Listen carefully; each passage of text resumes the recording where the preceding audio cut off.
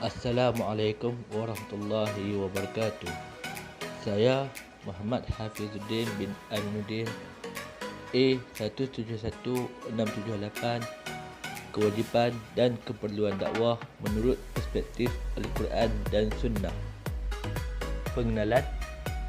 Dakwah berasal daripada perkataan bahasa Arab, iaitu ada ya'udu ada dakwah, berarti meminta tolong, mengajak, menjemput, memanggil dan menyeru.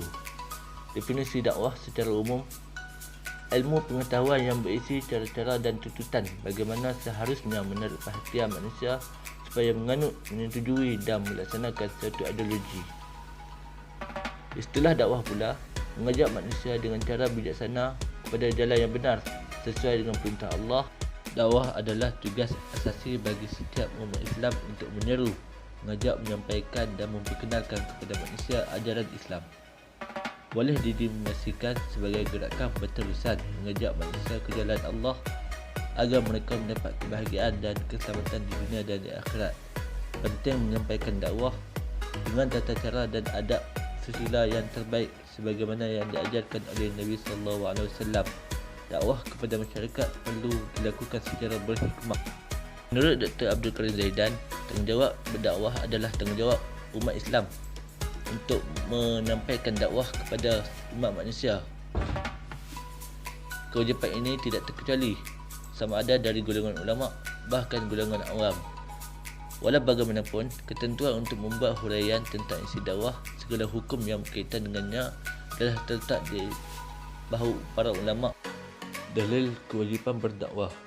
Firman Allah Subhanahu wa taala, "Wal takum minkum ummatun yad'una ila al-khairi wa ya'muruna bil ma'ruf wa yanhauna 'anil munkar wa ulaika humul muflihun." Imam At-Tabari berpandangan perlu wujudnya sekumpulan manusia yang mengajak manusia lain kepada Islam.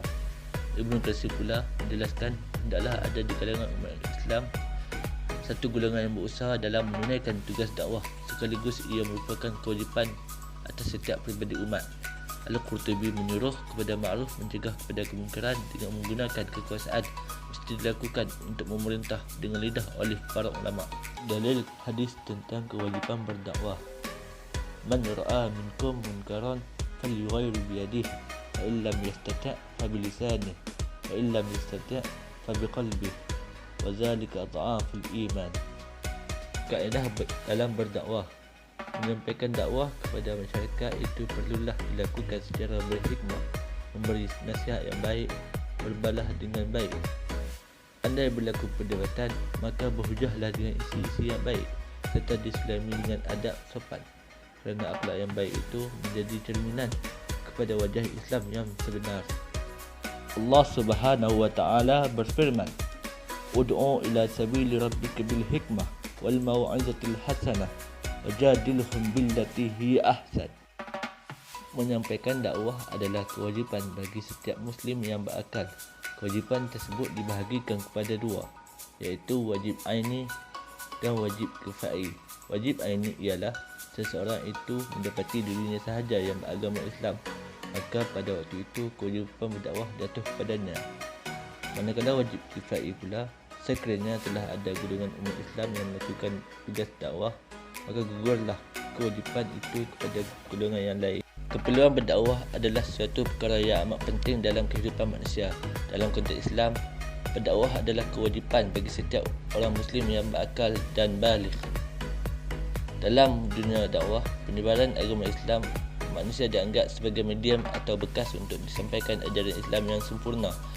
Seorang pendakwah seharusnya mengetahui ciri-ciri manusia yang ingin disampaikan dakwahnya. Dengan mengetahui ciri-ciri tersebut, dakwah yang disampaikan akan lebih mudah diterima dan berkesan. Imam Hasan Al-Banna telah membahagikan manusia kepada beberapa kategori. Yang pertama, mereka yang yakin akan dakwah kita. Yang kedua, mereka yang sangsi dan belum memahami akan kebenaran dan masih tidak meyakini keikhlasan kita. Yang ketiga, mereka yang ada kepentingan, iaitu orang yang tidak mahu menghulurkan bantuan melainkan setelah mengetahui faedah yang bakal diperolehi hasil segala pengorbanan yang dicurahkan. Kelompok yang keempat, mereka yang penuh dengan prasangka. Kesimpulan, sesungguhnya dakwah merupakan satu kerja yang mencabar dan banyak halangan. Setiap yang baik akan dihalangi oleh unsur negatif. Oleh itu, setiap pendakwah perlu beristiqamah dalam melakukan kerja-kerja dakwah dan sentiasa memohon kepada Allah. Melaksanakan tugas agama Allah perlu dilakukan dengan bijaksana.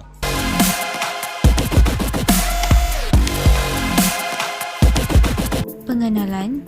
Manhaj B Al-Hal adalah merupakan satu cabang kaedah dalam penyebaran dakwah Islamiah yang pelbagai. Pepatah Arab ada mengatakan bahawa lisan al-hal afsan min lisan al-maqal merupakan kata-kata realiti yang lebih baik daripada kata-kata yang dilafazkan. Dalam skop ini, Manhaj B Al-Hal adalah satu elemen yang memfokuskan usaha atau karya yang nyata boleh menaik taraf kedudukan dan kesejahteraan individu atau keadaan masyarakat tersebut. Selain itu, dengan kata lain, dakwah B Al-Hal adalah satu gabungan antara dua kata iaitu dakwah dan al-hal. Dakwah bermaksud menyeru, mengajak serta memanggil, manakala perkataan ini digabungkan dan mencorak sebuah maksud iaitu memanggil, menyeru dengan menggunakan keadaan atau menyeru, mengajak dengan perbuatan nyata. Permasalahan kajian.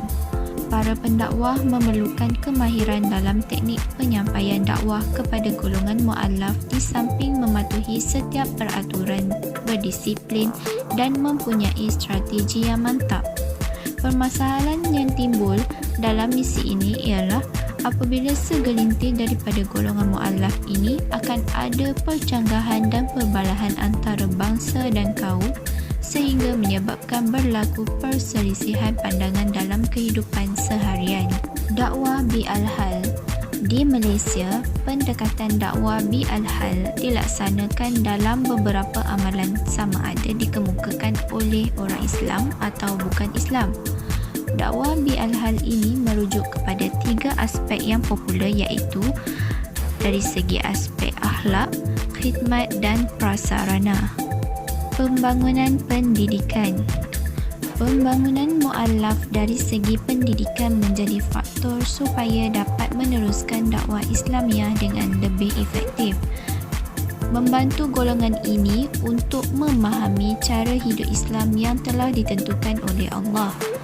Golongan ini akan terpesong dan hilang arah jika mereka tidak diberikan pengajian yang sempurna menerusi pendidikan yang berterusan. Perkara yang amat dibebani adalah apabila mereka berlaku murtad dan kembali kepada ajaran agama asal. Bagi mewujudkan kelas pengajian harian setiap hari di masjid atau surau, ia dapat memudahkan urusan mereka untuk menuntut ilmu bersesuaian dengan masa dan hari.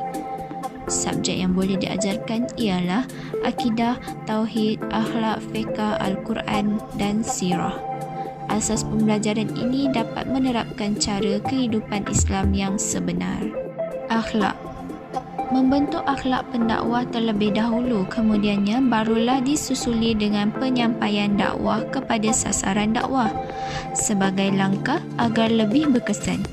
Para pendakwah perlulah mempunyai sikap ramah, sabar, senang bergaul, amanah dan perlu mencontohi sikap Rasulullah SAW dalam melaksanakan metod dakwah B Al-Hal melalui Qudwah Al-Hasanah. Kebajikan sosial.